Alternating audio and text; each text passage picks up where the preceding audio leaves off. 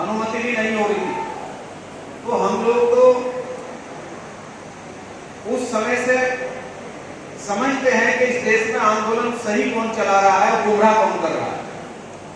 हमारे दूसरे साथी अधिवक्ता साथी हमारे भाई सैनी जी यहाँ बैठे हुए रामकिशन जी, और सामने की तरफ हमारे दूसरे अधिवक्ता साथी भाई इरफाब आजाद साहब बैठे हुए हैं। और मैं इस बात को बहुत बड़ी बात मानता हूँ, रहकर कभी अगर बेशराम साहब की बात की जा रही है तो ये कोई कम बात नहीं है। ये हमारा कार्यकर्ता नहीं कर रहा जो हमारे साथ है, और हमारा एक साथी साहब दूसरे दल में रहकर कभी बेशराम साहब के लिए लिखता है, रोज के लिए पोस्ट डालता है। ये संगठन के लोगों की जिम्मेदारी है कि कौन आदमी जाए और उसको कम से कम वो ऐसे लोगों से मिलकर के जुड़ करके, उनको क्या दिक्कत है जिस पार्टी को बिलोंग करते हैं वहां पे 125 विधायक उन्होंने उनके लिए तो आज तक एक शब्द नहीं कहा, आपके लिए लिखते हैं तो क्या आपकी भी तो कोई जिम्मेदारी बनती है उनसे बात करनी। सम्मानित डीपी सिंह जी और सबके नाम लूंगा, समय ज्यादा रहेगा। चौधरी मेहरबान साहब, आपको मैं धन्यवाद देता हूं कि आपने सहारनपुर में देवबंद में आकर के और फिर इनको जोड़ने का ये जिम्मेदारी ली। मैं आपको धन्यवाद देता हूं भाई चंद्रकिरण जी, इस कार्यक्रम में उपस्थित सम्मानित बुजुर्गों, नौजवान साथियों, माता और बहनों।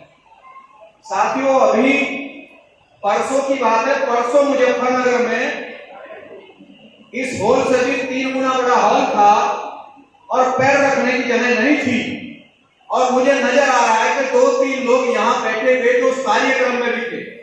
वो कार्यक्रम था Buddhist society of India, Bharat संविधान बचाओ देश बचाओ संघर्ष समिति का कार्यक्रम था। और जब मेरे बोलने का वक्त आया तो शायद मैं नहीं कहना चाहता, आप भी मुझे नजर आ रहे हैं, आप उस प्रोग्राम में थे। जरा खड़े होकर के ये बताओ कि मैंने क्या कहा कि आंदोलन कौन इस देश में सही चला।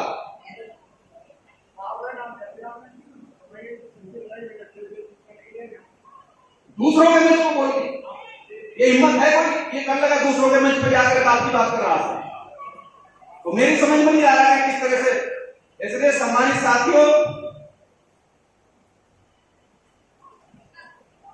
मैं खास तौर से जो हमारे मुसलमान भाई हैं, अभी आप देख रहे हैं कि देश में 300 से ज्यादा बच्चे मुसलमानों के मॉब लिंचिंग का शिकार हुए पिछले 5-6 सालों के अंदर, 300 बच्चे। और पिछले 2 महीने में या तो उनको स्कूलों में पीट पीट कर मारा जा रहा है, और या उनको कहीं भी पिछले 4-5 दिन से तो ये चल रहा है कि बस्ती के मोहल्ले में, खेत में कहीं भी पकड़कर, सहारनपुर में भी ये घटना हुई है। वहां भी एक 9 साल के बच्चे को रात के साथ पीट दिया, वो मर गया। तो एससी के 200 बच्चे 2 महीने में मारे, और मुसलमानों के 300 बच्चे मॉब लिंचिंग में मारे गए। और जो ये ओबीसी के हमारे भाई हैं, जो समस्या की सारी जड़ है, जो इस देश में इस देश के ब्राह्मण को, इस देश के जो शासक वर्ग है उसको जो ये करना पड़ रहा है सारा ओबीसी की वजह से। ये जो आज 2022 है, 2022 में पिछड़ों की जनगणना होनी थी तो वो ज्ञान व्यापी लेकर आ गए, तुरंत उन्होंने ज्ञान व्यापी और मथुरा खड़ा कर दिया।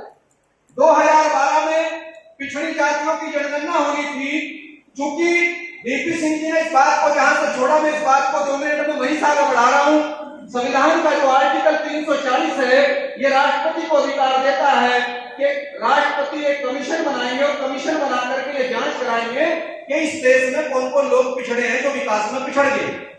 अब कमीशन भी बना, कमीशन की रिपोर्ट भी आई, और इसमें यह तय हुआ इस कानून में कि हर 10 साल बाद इनकी जनगणना होगी। 10 साल बाद, तो जब भी 10 साल आते हैं, 1932 में भारत में पहली जनगणना हुई जिसमें ओबीसी के लोगों की संख्या, चाहे वो ओबीसी मुस्लिम में था, चाहे वो ओबीसी दूसरी तरफ SC/ST और दूसरा जिसको हिंदू कहते हैं उसमें था, तो उसकी संख्या लगभग 52% 1932 में आई।